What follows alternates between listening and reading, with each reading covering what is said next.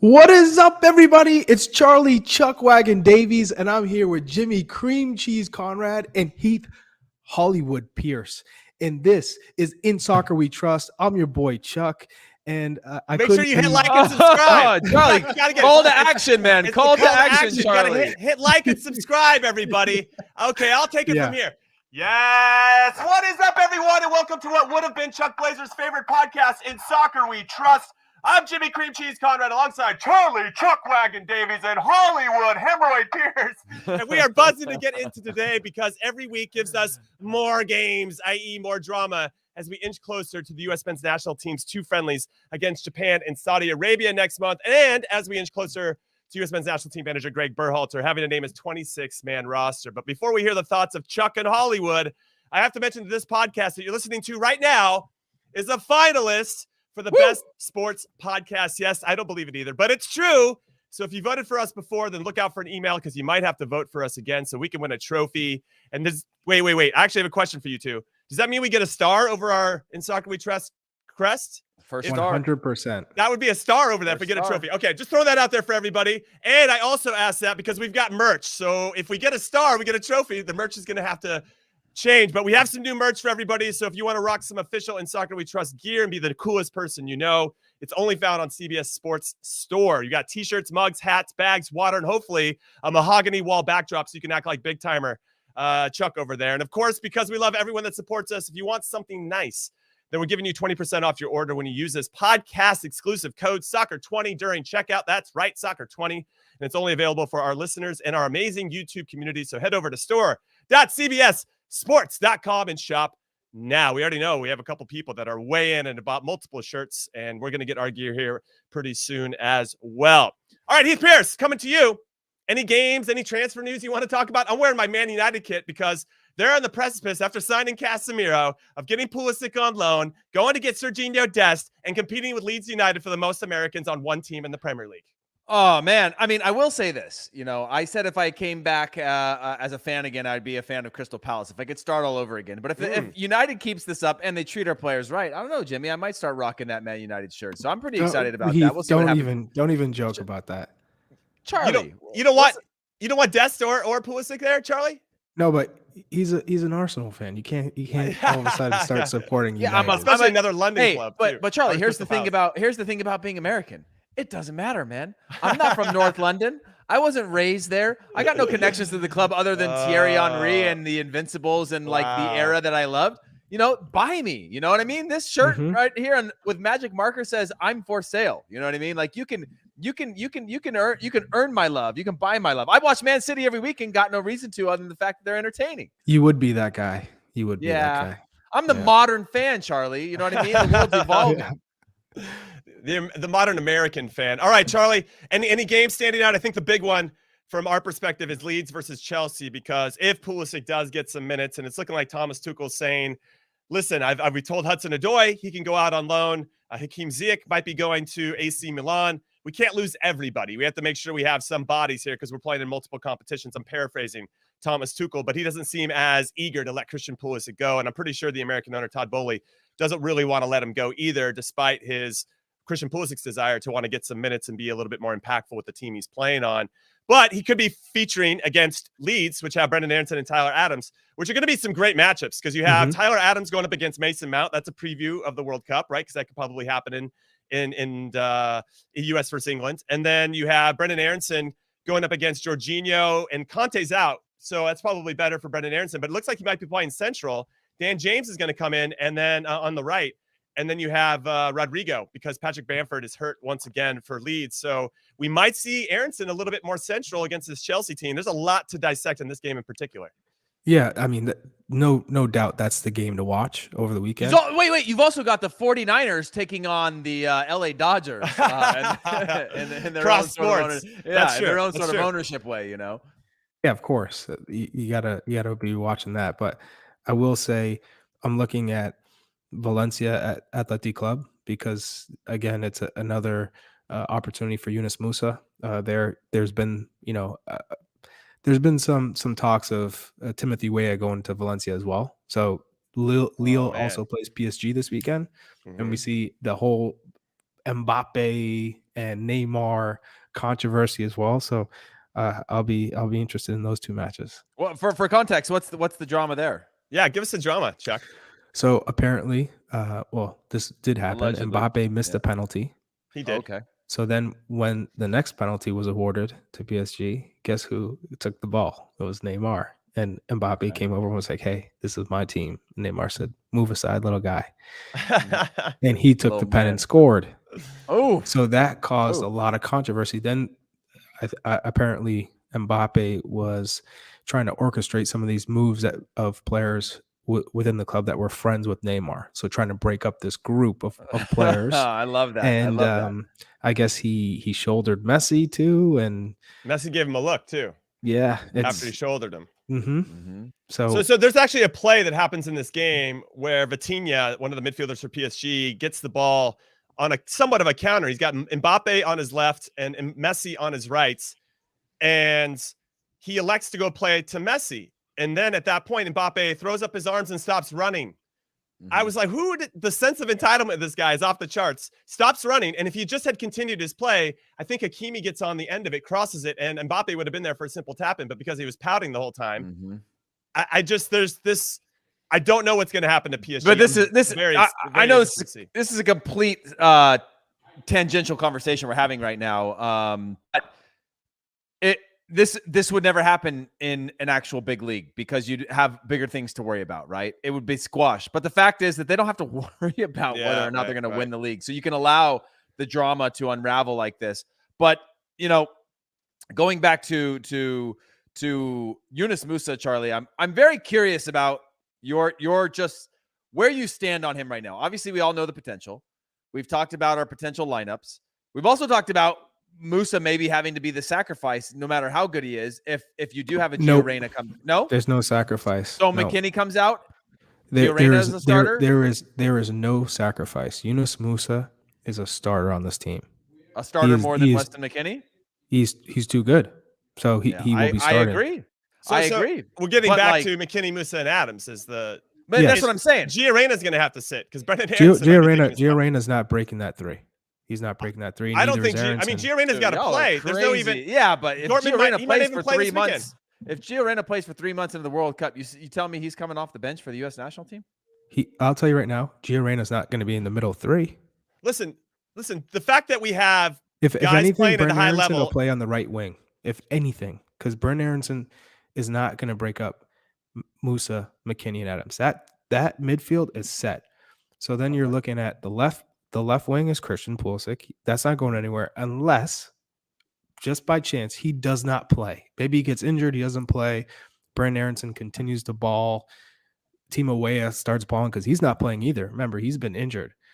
So right now, I think Christian Pulisic is on the left. Brenden Aaronson is on the right wing spot, who's going to be coming in. And right now, Jesus Ferreira has the key up top at the 9. So right now, I think that's how it's looking.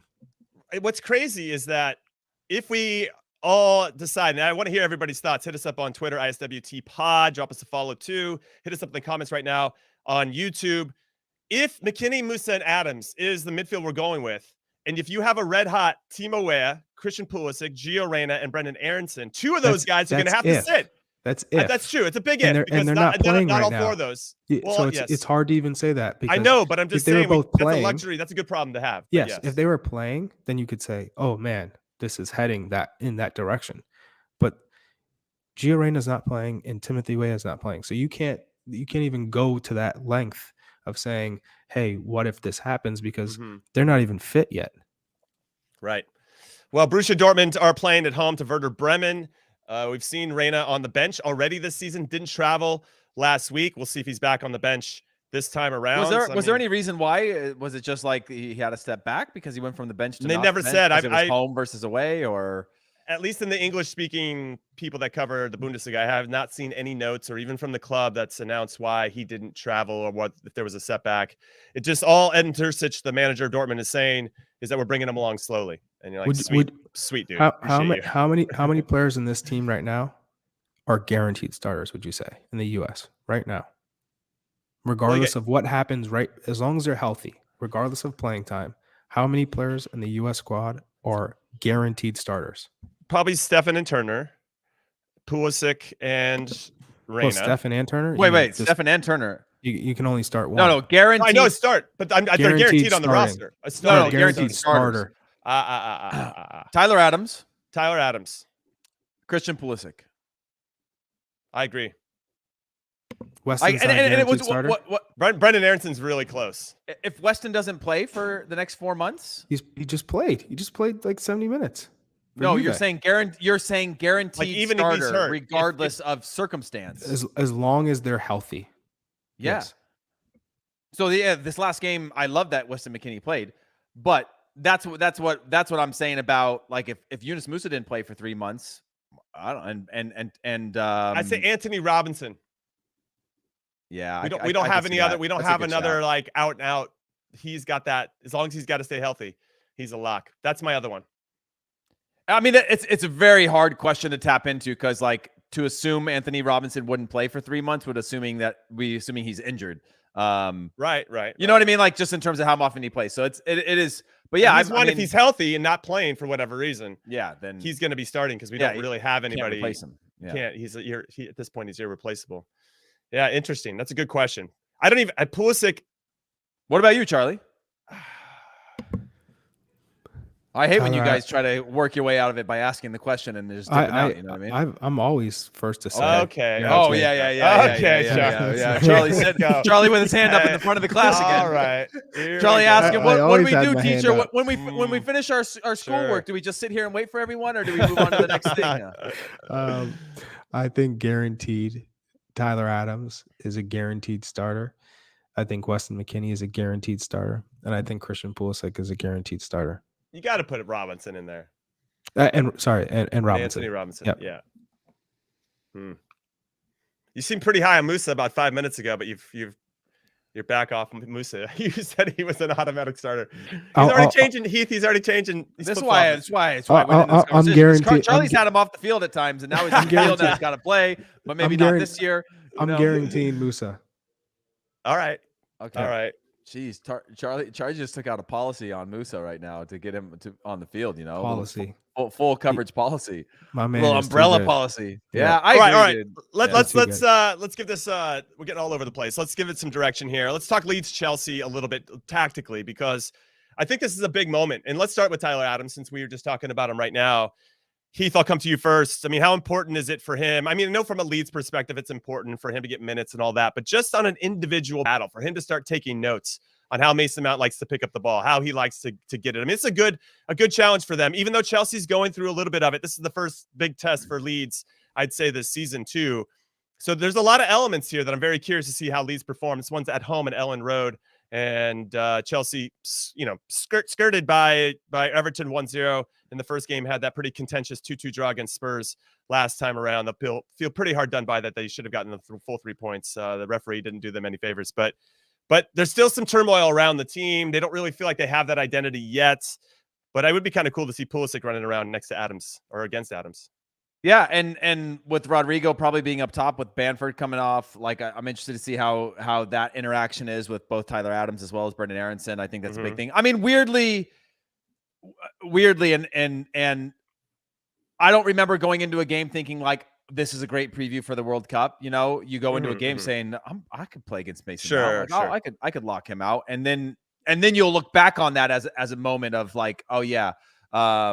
I remember that. I remember what he does. I remember what his skill sets are. I maybe try to find some advantages of having played him before. So I don't know if you go into it seeing it as a preview necessarily, sure. But it is a huge opportunity to play against this midfield. I mean, Leeds have given up goals, right?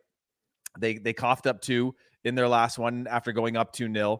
I think they were maybe 1-1 in their first game and ended up winning 2-1. Right. So this is an opportunity now to play against a fantastic midfield of Chelsea to really see how and what they can do shape wise to keep themselves in games, because Chelsea probably should have beat Spurs.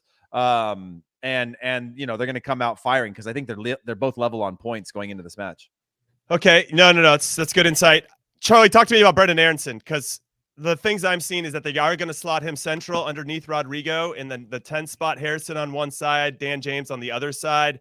Dang, Yunus Musa just got put on the bench.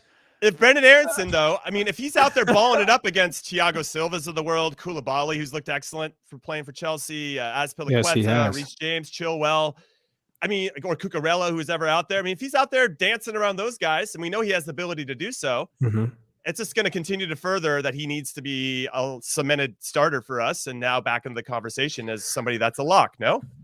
Yes. I've said this all along. If Brenden Aaronson is balling in the Premier League, he's going to be starting come the World Cup. You're playing against the best I competition. don't know if you said that all along, Charlie. I mean, you had Timo Weah as like, lock that thing in. You know what I mean? Like it's in the vault at right midfield. I'm not taking. Yeah, you had him in the vault, Charlie. Until you go into the Premier League and prove yourself. So you're playing against now the top level competition in the world, and you're doing it. And it wasn't that Brenden Aaronson was ready already. He's improved since he's been there already. And it's talking about the pressure, but also his movement being strong, because he's talked about that. Got to be stronger on the ball, make quicker decisions. If he's going to continue to play, then I'm telling you right now, my man is starting on the right wing spot. And play or ballin'? Play or like the form that he's in consistently through the season, or like on the field starter from now to the World Cup? No, making a difference. You can't always win games in the Premier League, but as long as he's going out there and you're seeing positive play and he keeps taking those steps forward, he's going to be playing on the field in Qatar. There's no doubt. This is gonna be an amazing game to watch. If you're gonna make any time to watch any Americans this weekend, this is a very good one. Well, hopefully Pulisic gets some minutes as well. Could potentially start. Who knows with Tuchel? He's all over the shop.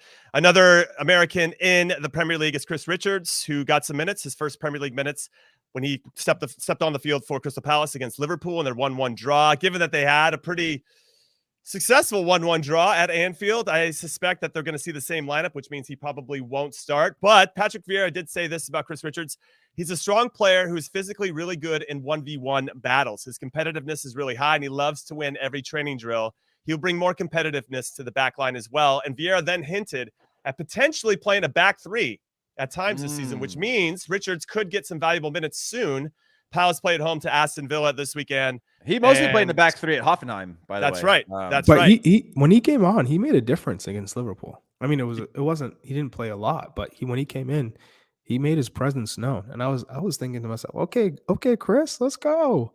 Yeah. Well, that's been my biggest setback with him is generally you see it at Hoffenheim where he's really strong, but with the national team, I continue to go back to thinking like, was there ever a Walker Zimmerman won me because of his presence, right? Not because of his range of passing or certain other things I'd love to see in a center back, but his presence and ability to just do the job where he stands out in doing that, where maybe you don't say his name that much, but he's good in the air, fundamentally sound, tactically sound.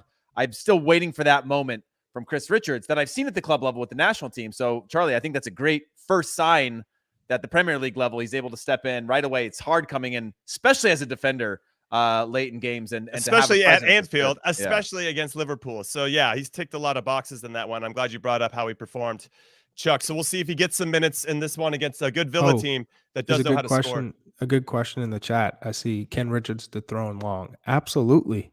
But no doubt. I mean, he's playing with Patrick Vieira and Crystal Palace. Patrick Vieira is known for developing talent. And on top of that, you're talking about a center back who's got to be comfortable to be on the ball and reading the game well. To be playing for Patrick Vieira, you have to do a lot of things right. And so if he gets on the field and he's competing in the Premier League, he will be starting in Qatar. Yeah, I agree. Or he should be starting. Well, at least the conversation for it, for sure. Richards is the best center back in the pool is the comment. And I think on like potentially, absolutely. Yeah, his upside is way higher. But again, if he's playing, it's going to come down to form because while I think Walker Zimmerman is sort of the flag in the ground for the team, just because his maturity, his experience, whatever, that other spot, even Walker's spot, if he has this dip of form going into a World Cup, could be jeopardized. Well, but knowing that most people, he's dipped in form. No doubt. You've still got time to come out of that dip in the same way that that Chris Richards has a chance to take the spot just in pure form. What's great is Walker Zimmerman is playing against Jesus Ferreira this weekend. That's right. Yeah, that's not just Jesus Ferreira, but Paul Areola and Sebastian Lletget. That's just He's going to have to get them all in his back pocket. Walker made a mistake last game in Nashville's game. I think he's got to pick it up back to where he was before. I think he's lost a little bit of sharpness and focus. I think that Aaron Long hasn't been necessarily sharp. What's interesting is when I just talk about them on the sidebar, New York Red Bulls and Nashville are two of the worst home teams in all of MLS. They're just not very good. They ship a lot of goals. And so that makes me concerned because, okay, even if your team around you is not playing well, there still has to be little things that you're doing to help the team elevate their performance overall. And that gives me, so as I mentioned, some concern. So if Chris Richards does step up, if Cameron Carter-Vickers still continues to play as solid as he has been for Celtic to start the season, then it could be, I don't know. I know I want Zimmerman to start. I love his game and he's solid, but still. Would you look at a certain Fulham center back in Tim Ream? Potentially. I think that and I'm glad you brought him up because the captain of Fulham, and I love that he has gotten that responsibility from Marco Silva, the manager of Fulham, and they've had two very impressive draws. Maybe should have got a result last week when Mitrovic missed a penalty against Wolves, but he's been outstanding, I feel like, in the first two games. And to your point, you said this about him earlier this week, Charlie. You said that Fulham go into every game basically sitting on top of their box defensively. So he never gets stretched. He never gets to maybe play the high line that Greg would like to see. So that still works against him in some capacity. John Anthony Brooks would be phenomenal in that type of setup. No offense. Yes, he would. But John Anthony Brooks can pass, if not better. He's a bigger body, but on top of a box, John Anthony Brooks is king. But as soon as you get up to that half line, and you got a little Chuck Wagon Davies boxing you in and then spinning out on you like bubble butt, little Spud Webb spinning out to go over the top, little Muggsy Bogues on him to spin out and get over the top, boy. Then you better start hit those bubble guts. Yeah. That's right. Exactly. That's the minute Bulls of the world can't catch up to the Muggsy Bogueses. That's some deep cuts for you. Yeah. Now, Fulham and Tim Ream and Anthony Robinson welcome Brentford to Craven Cottage this week. But this might be the absolute worst time to play against Brentford because they have to be feeling great about themselves after demolishing Manchester United 4-0 last weekend. So it'll be a good test for Tim and Anthony to see, how they can continue this form and if Marco Silva can get his tactics right to make sure they get another result. I mean, Mitrovic has been dangerous. He's getting some opportunities, so we'll see if he can continue that against a Brentford team that I still think people are sleeping on, and they shouldn't be. They're very, very good. So those are the Americans playing in the Premier League. Any notes from you guys? Charlie, I come to you first. Any final thoughts before we move on to a different league? No, I'm curious to see how Tyler Adams deals with the Chelsea midfield and the attackers because he's got to protect the back four, but we've seen him also cover for the center backs who cover for outside backs. He gets around. So when you're playing against Chelsea, you have to be extremely disciplined and to not pick up a yellow in the first 30 minutes or so, to be very smart with his challenges. I'm really intrigued by that matchup. And then on the other end, Brenden Aaronson, just his movement with this Chelsea back line. Chelsea press. I mean, they were unlucky not to get 3 points versus Tottenham. They were the better side. But I think they're going to be motivated in this game as well. It'll be a good matchup to see just where Brenden Aaronson's level is.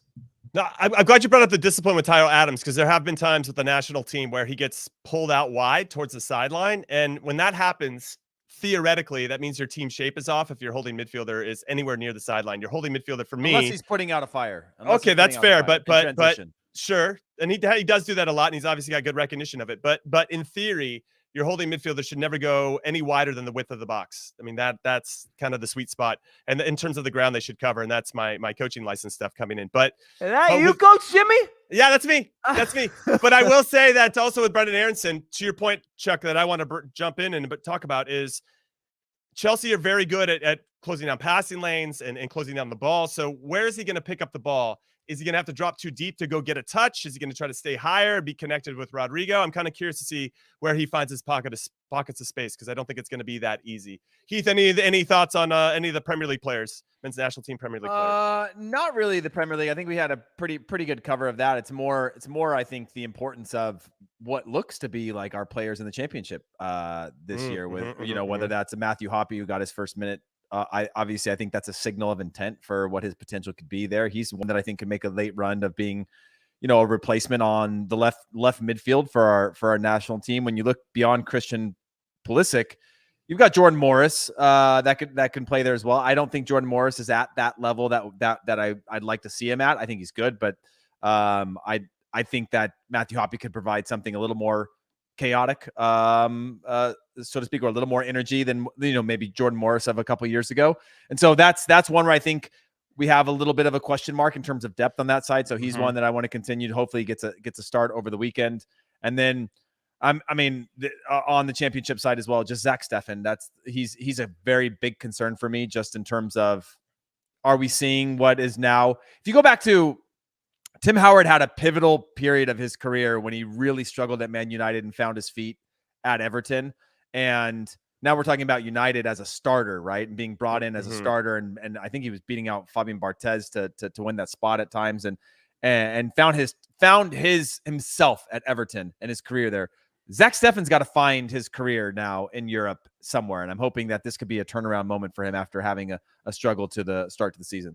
No, that's a good shout. They're playing away to Reading after being tipped for promotion by many pundits. Middlesbrough, where Zach Steffen plays, and Matthew Hoppe. Borough has 3 draws and a loss in their first 4 games, so it hasn't been a great start. Reading, a bit of a mixed bag. They lost 4-0 away 2 matches ago, but won 3-0 against Blackburn, who were previously unbeaten. So I don't know which version of Reading is going to show up, but could be another tough outing for Zach, but I don't think it's all on him. Obviously, the guys in front of him, he has to put out some fires before they start. Another player, goalkeeper of ours, Ethan Horvath, is playing for Luton Town. They're away to Swansea.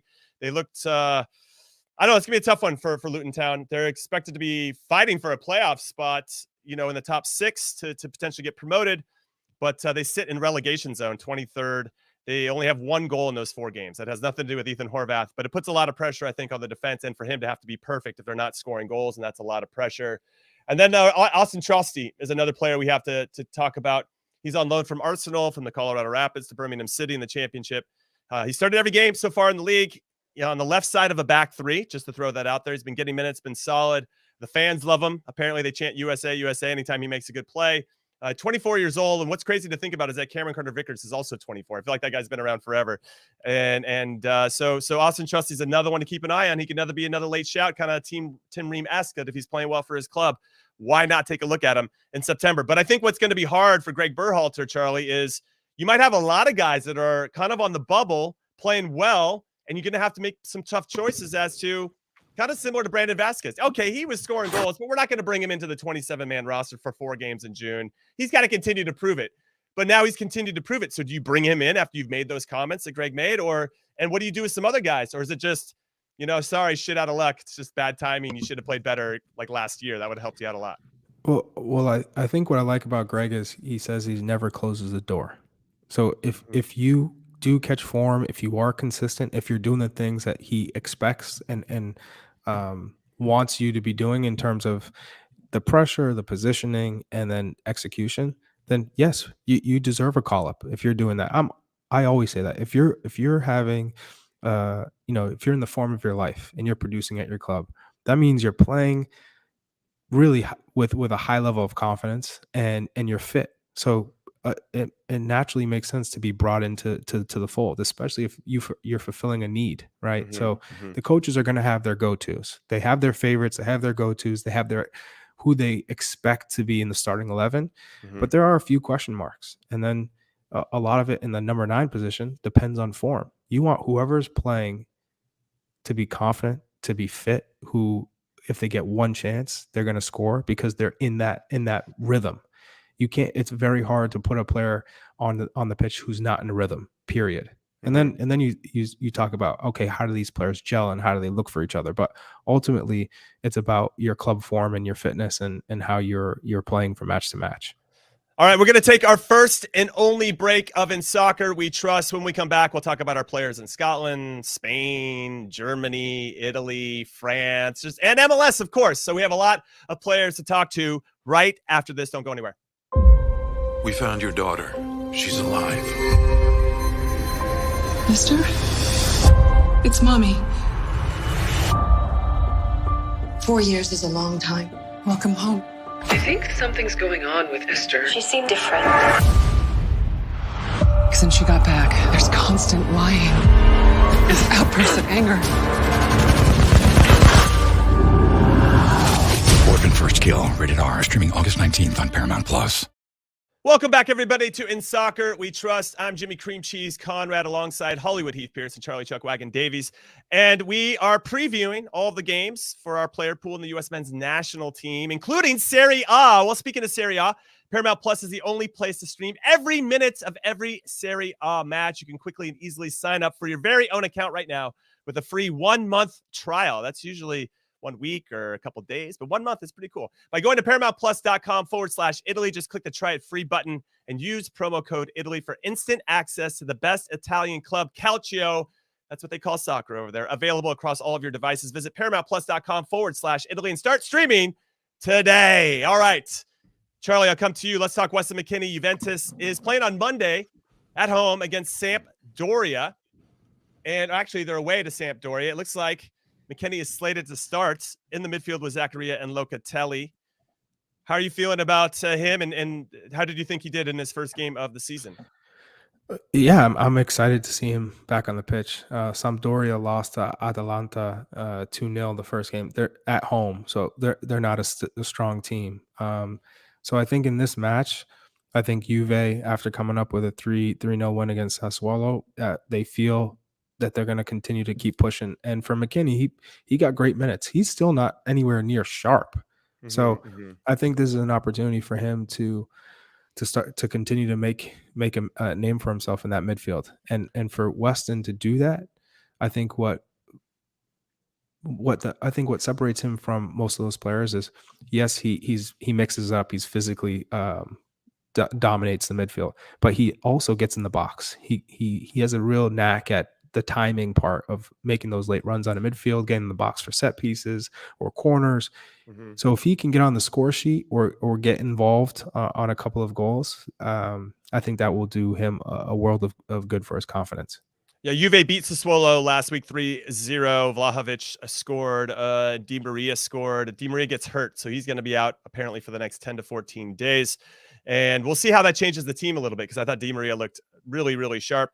And now if McKennie comes inside, they got Filip Kostic. I don't know if you guys saw that or not, from Juventus, or that from Eintracht Frankfurt, who helped wore the number 10 shirt for Frankfurt as they won the Europa League last year. He can play a bit of a wing back, so maybe an option. He came in for Alexandro in the latter part of that game against Sassuolo. And if he's in the team, I think that allows McKennie to maybe pinch a little bit more centrally and maybe not be as wide as that McKennie kind of started, at least that game against Sassuolo. So we'll see how he sets up and how he plays into your point, Charlie. It seems very interesting that he started, but how he's going to be more sharp in the second game now that he's got some minutes under his belt. So obviously very curious to see how he performs and against the Sampdoria team. That's a bit of a tricky fixture at times. All right, let's go over to the Bundesliga.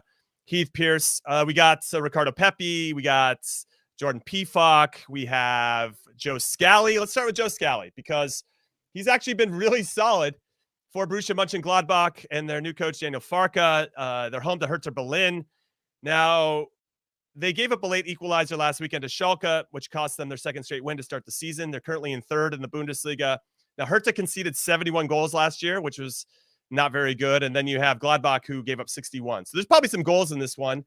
But Joe Scally's been quietly solid throughout, and I wonder if he continues to start and play regularly and be consistent in his performances, if he will also get called into the September one. Because for me, he's still on the fringes, man. But if you're playing, Gladbach is a massive club, and if you're playing consistently, and again, it's circumstantial, right? Stefan Lehner is back and he's on the bench. I'm not sure why he's not playing. I know he's a little bit older in age. I think he's close to 30 years old, and is considered the sure starter when he is fit and healthy. But he's been on the bench. Maybe they're just taking their time. But clearly, there's a trust in putting Joe Scally on the field without having that option. Because if you didn't trust him, you would just put Stefan Lehner in, who's passed all the fitness tests. He's capable. He's able to play and go 60 minutes, and then put Joe Scally in. Joe Scally continues to get the starts. If he starts again this weekend, I think they're certainly continuing to build a story for him and his development. And we've all done it, right? Where you come in first in the national team, maybe you're there, maybe you're not.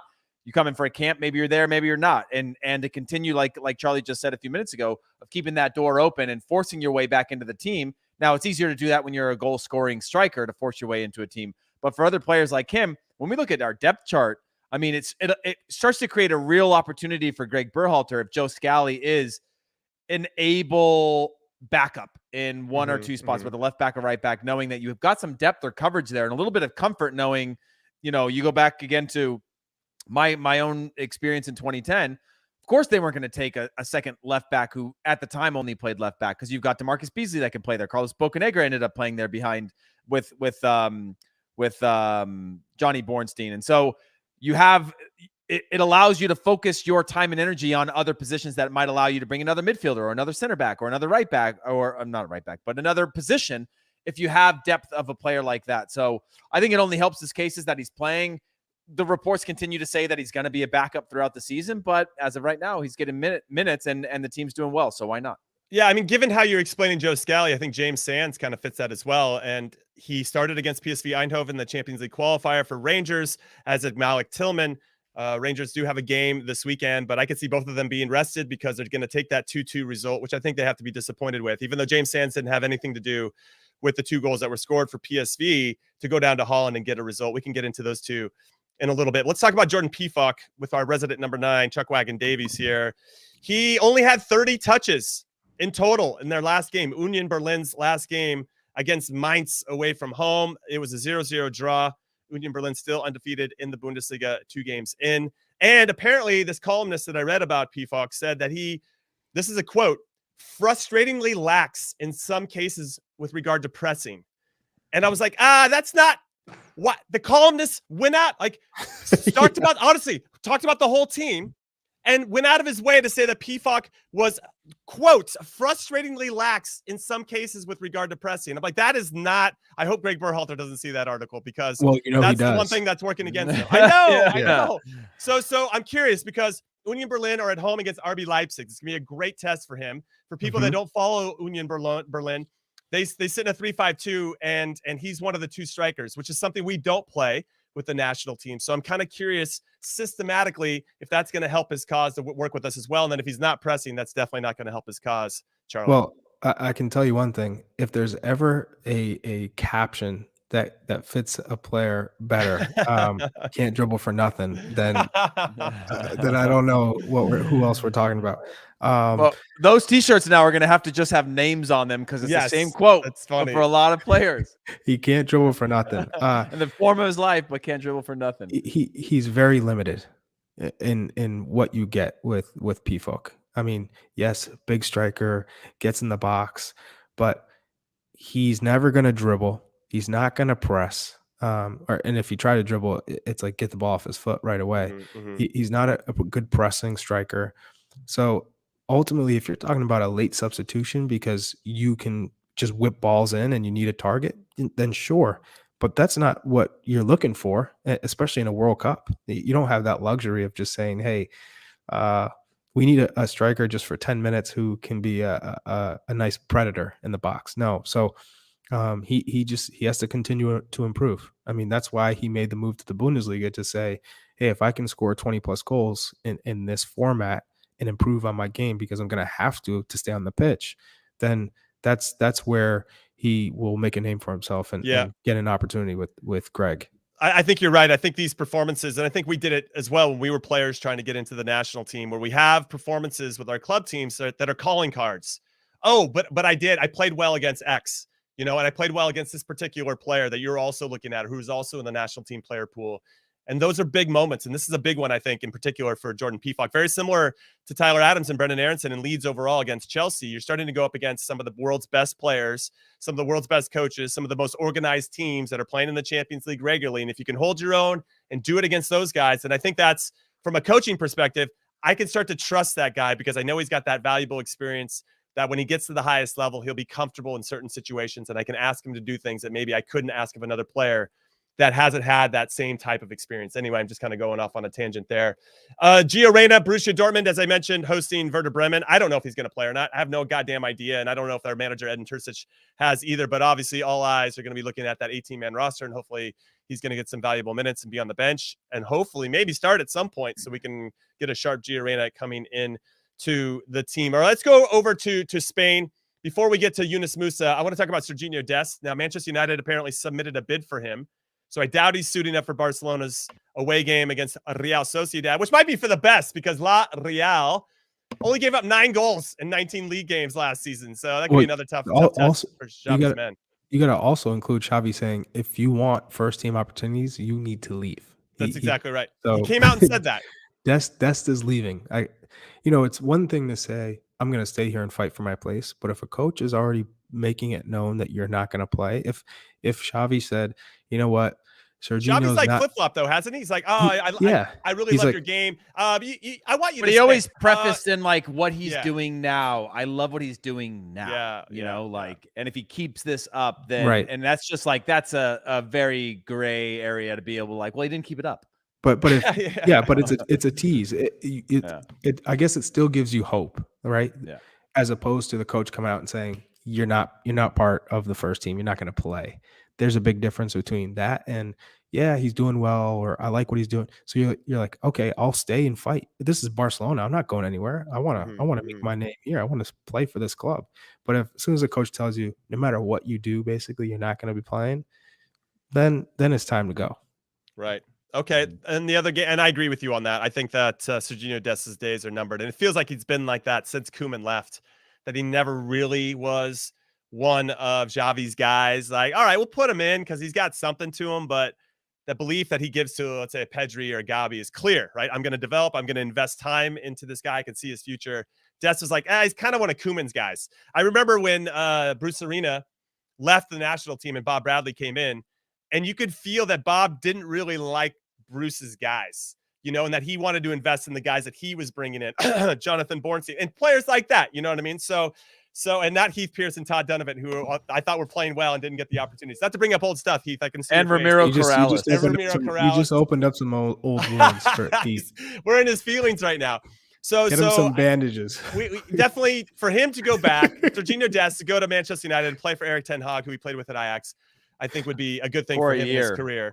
For a year, whatever. That's all that matters for us at the moment. We're only thinking World Cup, baby. Next 5 or 6 months, and that's it. I do love Jimmy's transactional nature of the next 3 or 4 months, which is like literally go play where you want after this World Cup. Whatever you want. I do not care. I don't care Until World Cup. We don't have World Cup qualifying last time because we're automatically qualifying for the next World Cup.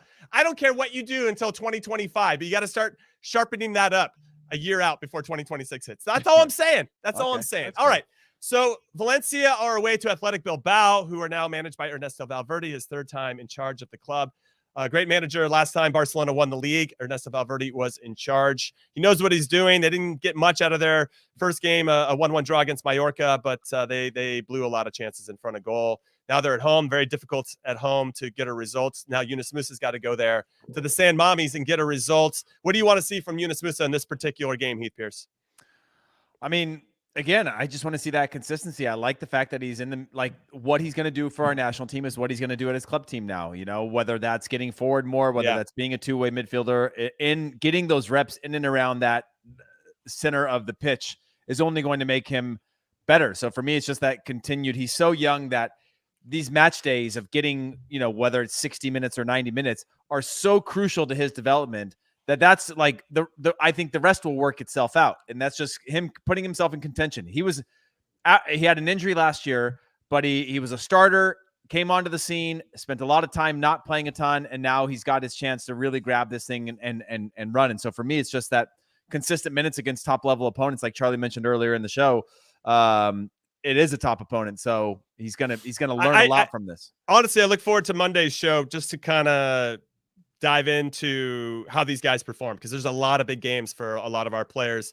I'm going to just rip through who else is playing. Charlie, you just jump in on whoever you want to talk about. Sean Johnson in goal, coming off a 3-1 loss at home. He's reigning MLS champs are struggling. They've lost 3 straight games. They've given up 3 goals in each of those. So they've given up 9 in their last 3. NYCFC plays in Chicago this weekend. So we're getting a little bit of Sean Johnson versus Gaga Slonina, a little old versus young war. We got Reggie Cannon, whose club Boa Vista currently sit in 3rd in Portugal after 2 wins out of 2 in their start to the league.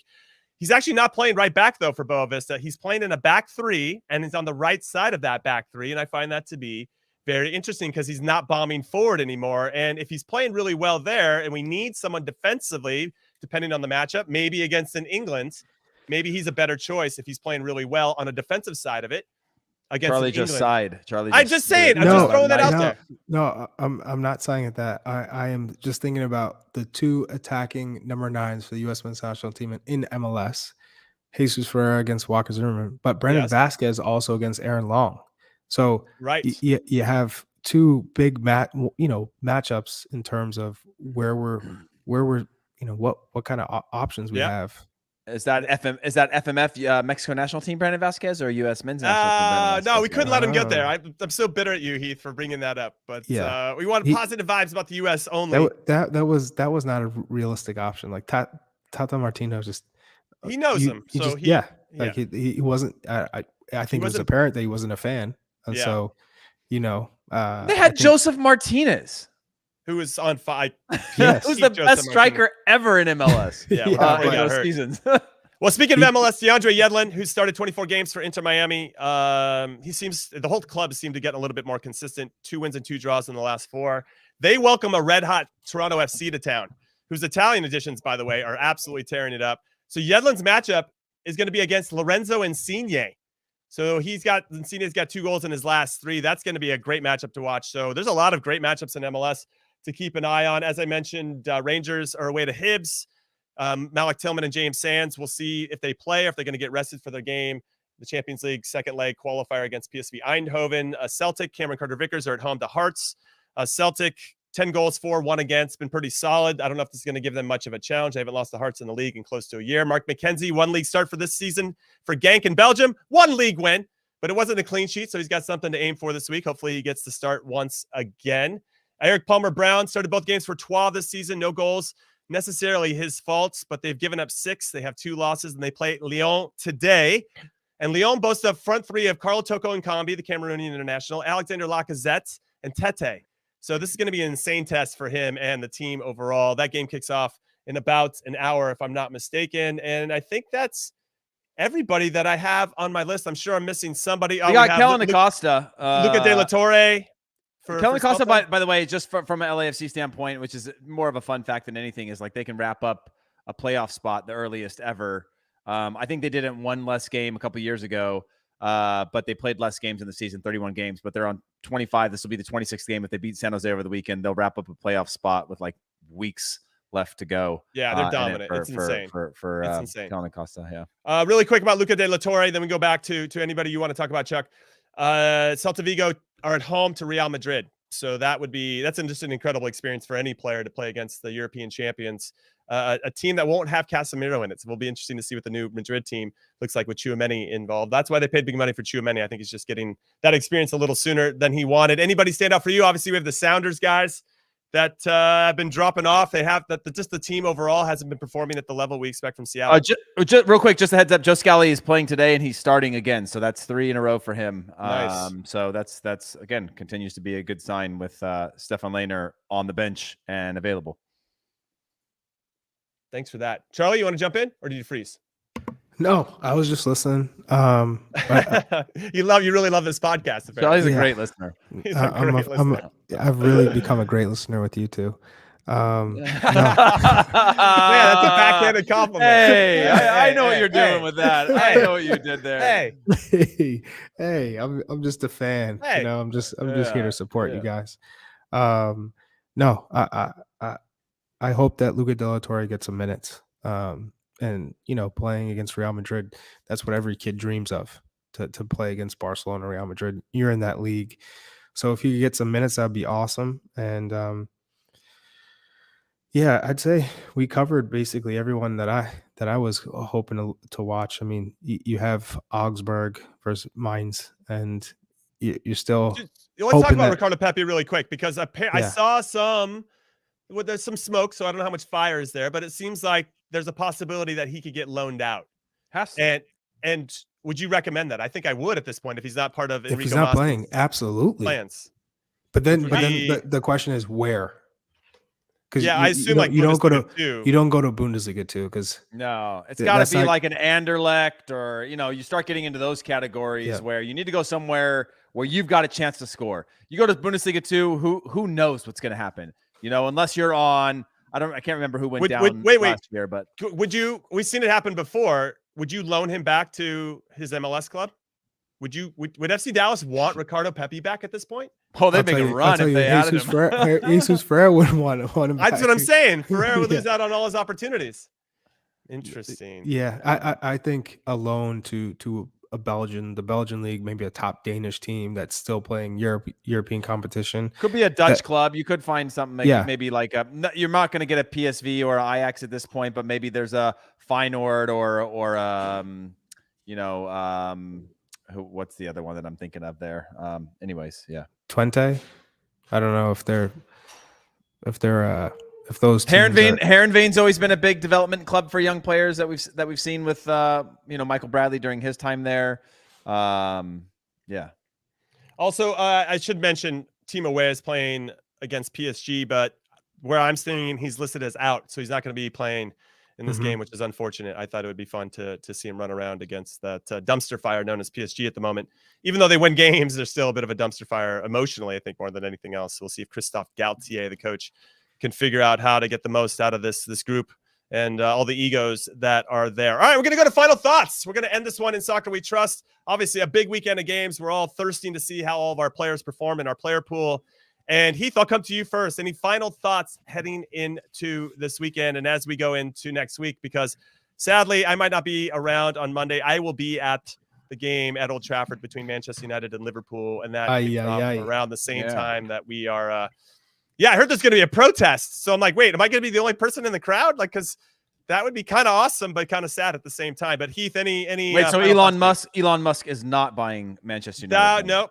Casemiro just solved all their problems. Everybody just like, it's like that squirrel thing in the movie Up. The dog moves. They're not paying attention to the owners anymore. My final thoughts, to go full circle to the beginning of the show when I said, hey, if they got all the Americans, I might become a fan of Man United. That was also one of the few teams you got on TV as a kid. But seeing Jimmy as a Newcastle fan wearing his Man United jersey today and knowing he's going to Man United to watch Man United, Charlie, that's got to hurt more. That's got to hurt. Here we go. Does. For sure. I've been a Man United fan before Sir Alex Ferguson. That's how old I am. Yeah, it's better. Yeah, Jimmy hired Sir Alex Ferguson at Man United as a consultant. I once played with Sir Bobby Charlton. It's better than a shirtless Jimmy on a show, because I know he would do that if they didn't force him to wear a shirt. So the fact that he's my sparse chest hair is quite heroic. All right, final thoughts for you, Charlie Davies. What do you got for us? Well, now I'm bamboozled after hearing how long you've been with United. Jim has been doing it for a long time. I just want to see Destin Pulisic be happy. I want Destin Pulisic to be happy. I'm trying to will them to go to United so they can be happy. I don't know if they're going to be happy, but the grass probably feels greener if they went to United from their current situation. Will you wear a full kit to the match? I'm not scared to be a full kit wanker. I'm not. Socks, shorts, and the kit and the top. I'm gonna. You know what? I'm gonna go to the United Superstore. I'm gonna go full Casemiro, and I'm just gonna tackle people outside Old Trafford just to get everybody prepared for what Casemiro does, and then hopefully not get any yellows, because he's a magician at not getting yellows as well. But I think he's gonna get a lot of cards in the Premier League. Yeah, but do you think that signing will actually change the outcome? I think it'll help, because they haven't had a 6 forever, and that will probably give confidence to other areas of the field. But no, I think he's one piece. He's only 30, and he's got a lot of mileage on those legs. And obviously he wants to be sharp heading into the World Cup for Brazil. So I think you're going to get a good version of him this season, but who knows after that? He's signing on some big wages. But I think they had to do something, and I didn't see it coming. So I'm pretty impressed with that. But they still need a couple different pieces. But he's also reunited with Varane and Cristiano Ronaldo. Maybe he gets those guys fired up about him coming too. So there's a lot of positives in the Casemiro signing. Yeah, I'm just excited for the games this weekend. Yeah, it's going to be awesome. So Monday's pod, the one you'll be missing, we'll have a lot of content. Maybe I'll be outside Old Trafford live in a full kit for you guys. Okay, that would be awesome. epic. I like that. That would be epic. It's going to pop on. It's going to be amazing. All right, cool. Well, that's the show. We're going to end it there. Appreciate you guys. I'm off to Montreal. Always. Thank you for listening and watching. As always, safe travels to Montreal, safe travels to me for London and Manchester and Leeds. I'm going to see Jesse Marsch midweek for the Barnsley game in their League Cup game, Leeds versus Barnsley. Excited about that. I'm going to buy jerseys. I'm going to get an Aaronson and a Tyler Adams, or for everybody. We're going to give them away, not next week, the week after, over the next couple weeks. They're going to sign them? Are they going to sign them? Listen, I'm not going to be super fan. I'm going to go buy them. If they want to politely sign these jerseys I got, that's up to them. But I'm not going to hey guys, thanks for letting me watch training. Can you sign these? I'm not going to be that guy. I'm just not going to do it. Well, you don't have to say it like that. You have to That's do right. it in a Probably- United kit too. Yeah, I got to do it in my full kit Manchester United Casemiro gear. Hey, we've All got right, this everybody. kid. He's a huge fan, and he just wants his shirt signed. His name's Jimmy. He played for the national team. He There's played for very Man little United proof of back in the that. 50s. It's really Yeah. weird, but Yeah. he's a big Leeds supporter now because there's a lot of Americans here. All right, we're calling it a show. Thank you for all the support, as always. So on behalf of producer Des, producer Alex, Charlie Chuckwack, and Davies, Hollywood Heath Pearce, I'm Jimmy Cream Cheese Conrad. Thank you. I said Thane because I've got a lisp now. Thank you for listening and watching and all the good stuff. You guys know what's coming. Enjoy your weekend. Later.